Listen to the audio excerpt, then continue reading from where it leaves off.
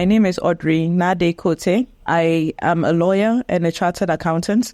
I work with AudreyGrey, which is a corporate law firm in Ghana, and I manage the entirety of our portfolio together with my partner.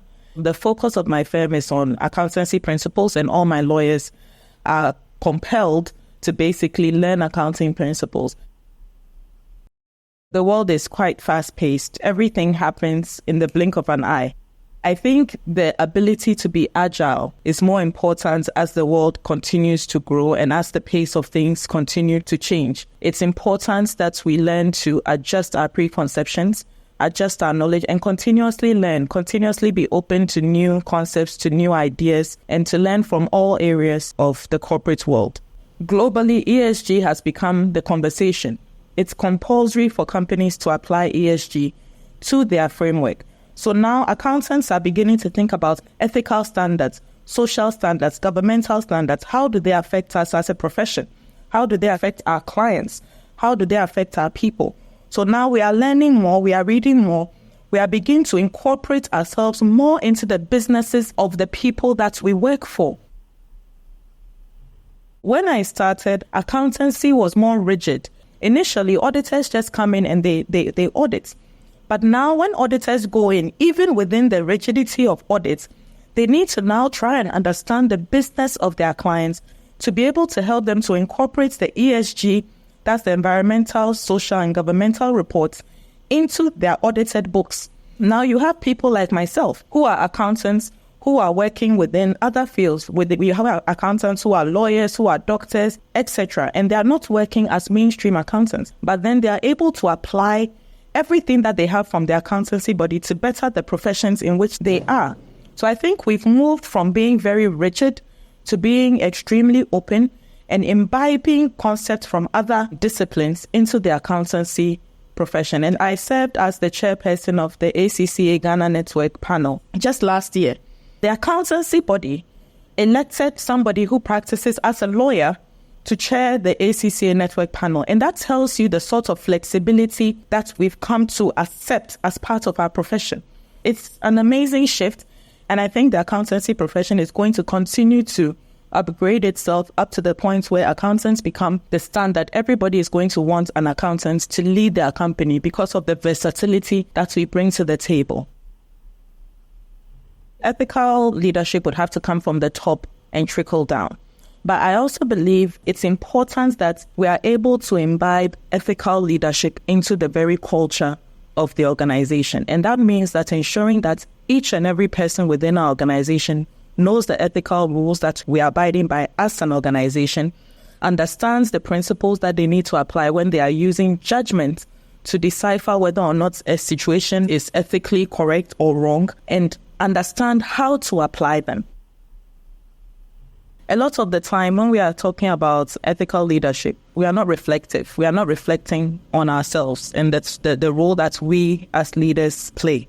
So for me, ethical leadership means that I demand a high level of accountability of myself as well as of the team around me, and that I myself am continuously improving. Ethical leadership requires an extremely high level of accountability. And if we are not able to hold ourselves to that high standard of accountability, then we don't qualify as leaders or to compel anybody else to act in an ethical manner. A lot of the time, and I see this in my organization, the people who you lead will mirror who you are and the principles that you adhere to. So I think ethical leadership is becoming the embodiment of what you are trying to portray to the world and what you are trying to communicate to your team. And if you are able to do that, the team will definitely follow. I don't believe in telling people do this because I'm saying do this. No. You need to be able to explain why we are doing certain things, the impact of certain actions, how they will impact even our external stakeholders, so that you can pull everybody along on the journey and the whole team is going to be on the same page throughout the journey that you are going on as a company and as a leader. Something that I do, my team, I have a very open door policy as a business. And a lot of the time, I realize that when you are open to receive feedback, sometimes I get first-year associates, first-year lawyers accountants, even interns coming in to say, Audrey, this happened and I don't think that it was right. I think we should have done it this way. And then we can have a conversation about why it was done that way. And then sometimes if we are wrong as leadership, we can accept that, okay, we will do it this way going forward. And I think it's important that as leaders, we are that open to receive feedback from the people who are below us. Because honestly, sometimes the sort of feedback that comes from the bottom up, it's incredible. There are things that you haven't thought about. There are things that you couldn't imagine. They are not within your eye of view. But the person below you is watching you at the top. And this is what they see. A lot of the time, leaders become very defensive when feedback comes from the bottom up. It's important to not get defensive. Just be open to it, listen, put your point across, and where you are wrong, accept it and try to correct yourself. Hold yourself to a higher level of accountability and to higher standards. It's difficult. Leadership is a very difficult place. It's important to keep that door open. I believe when it comes to ethical decision making, accountants are the lead. People are taking information from accountants. The genuineness of any decision that is made within an organization is based on the figures that come from the accountants. Board of directors, board of governors, they are all looking at the audited financial statements to determine how their business should go. Every decision that is made on the stock exchange is made based on the numbers. Now, the integrity of those numbers is paramount within the business world, within the stock exchange, within the corporate world, within your business, within the government, every sector of the world, basically. The numbers make the difference. Is it value for money? Are we profitable? Can we continue to go the way we are going and continue in business? Are we going insolvent? Are we able to make profit? The integrity of the accountancy profession must stand, because that is what the world revolves around. And we need to ensure that we continue to uphold ethical standards within the profession and ensure that those who are coming understand the ethical standards that they need to adhere to and are willing to adhere to them. I think that we should focus on learning and development.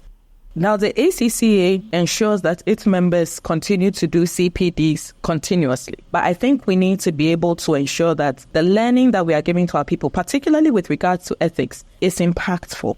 Now, we also need to ensure that if there is an ethical breach where you are found to be culpable, that we hold ourselves accountable and that our profession also holds us accountable. When we start applying those sorts of standards to ourselves, I think the profession will become much, much better and much, much stronger. And the level of accountability, both between the profession and the members and between members and within our firms, is going to improve quite substantially.